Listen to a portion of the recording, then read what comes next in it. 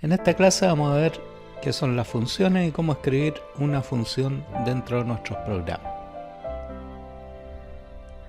Podemos usar funciones para no tener que escribir una y otra vez el mismo código. Hay secuencias de instrucciones que se repiten mucho a lo largo de un mismo programa, especialmente cuando son programas grandes.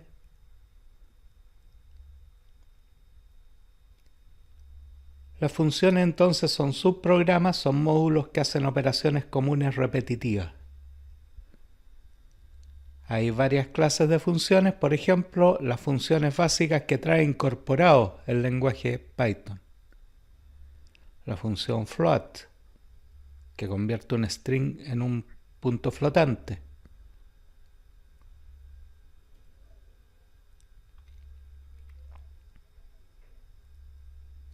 Función int, que convierte un string en un entero. Type, que nos dice de qué tipo es una variable. str, que convierte una función, un valor numérico, una variable numérica en una variable string. Hay muchísimas funciones.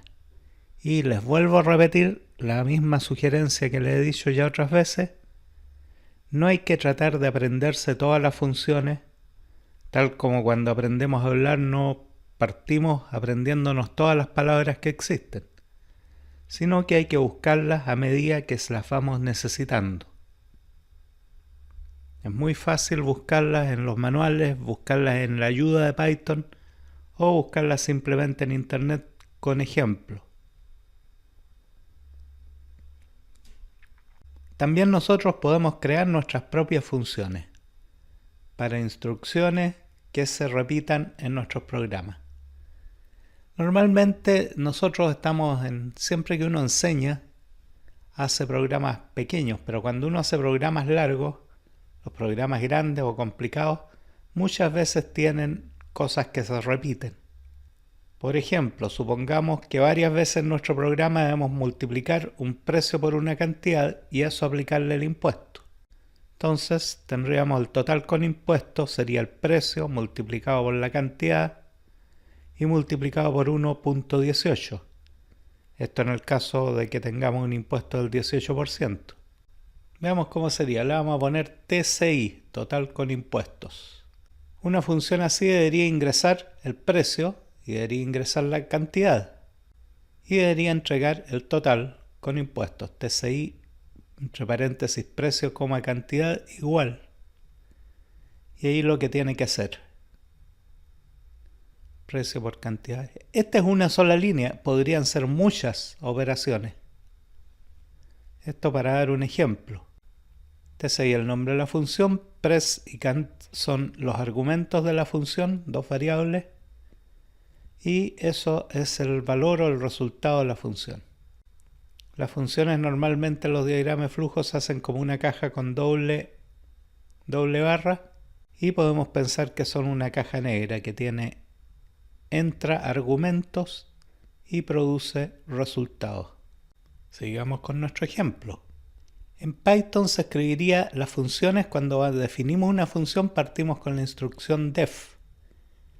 Y tal como en la instrucción if, def empieza con 2 puntos y todo lo que tiene que hacer lo escribe con un tab, o sea, desplazado hacia la derecha, indentado.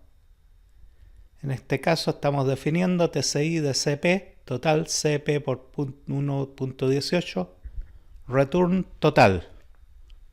Hasta ahí llega la función y luego seguimos escribiendo el programa hacia la izquierda.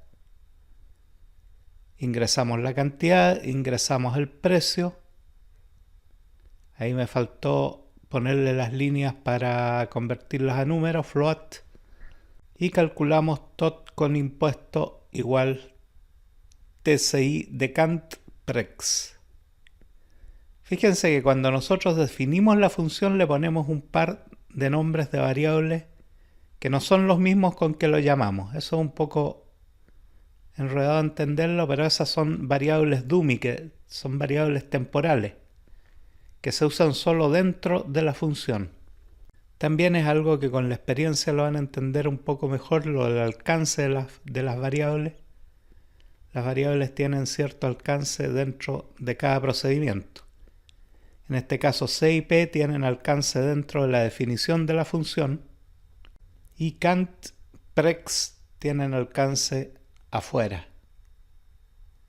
Cuando queremos poner un comentario lo ponemos con el signo gato, a veces hay problemas con ese signo cuando lo codificamos usando el Notepad y ahí llamamos a la función. Aquí está el código escrito correctamente.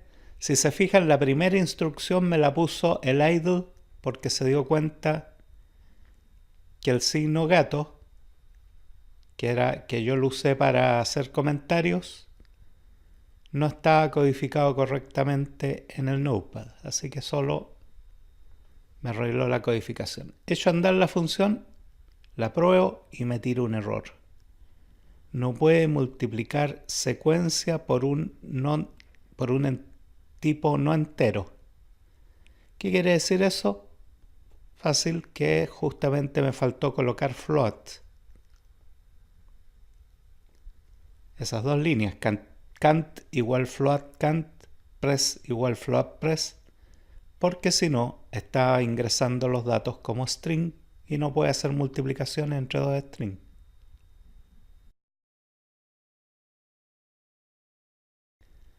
Le agrego esas instrucciones y me vuelve a tirar un error.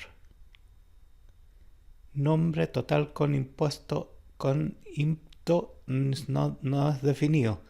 Esos errores de nombre son fáciles. Normalmente que lo escribí la misma variable con un nombre distinto, un lado y al otro. En un lado le puse tot con impuesto y al otro lado le puse total con impuesto. Lo arreglo y me da correctamente el resultado.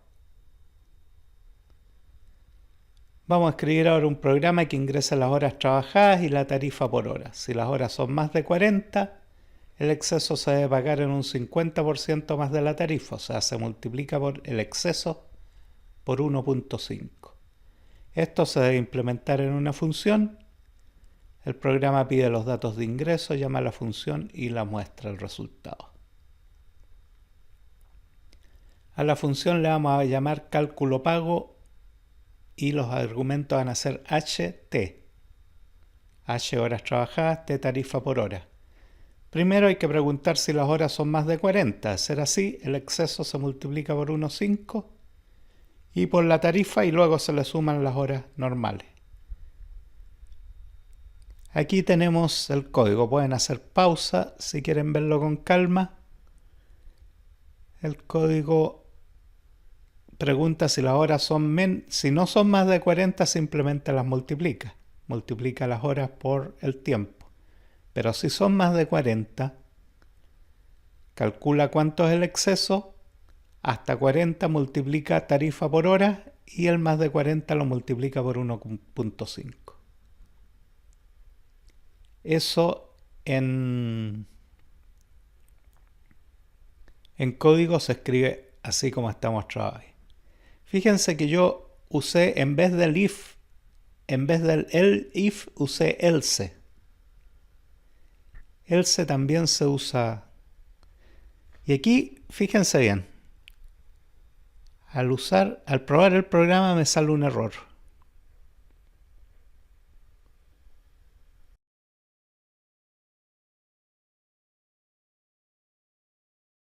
Pero no es un error de los que estamos acostumbrados a ver. Este error es un poco distinto. De partida no nos dice error en ninguna parte. Si yo pruebo con menos de 40 horas me saca un resultado correcto, pero si pruebo con más de 40 horas, el resultado que me pone es none.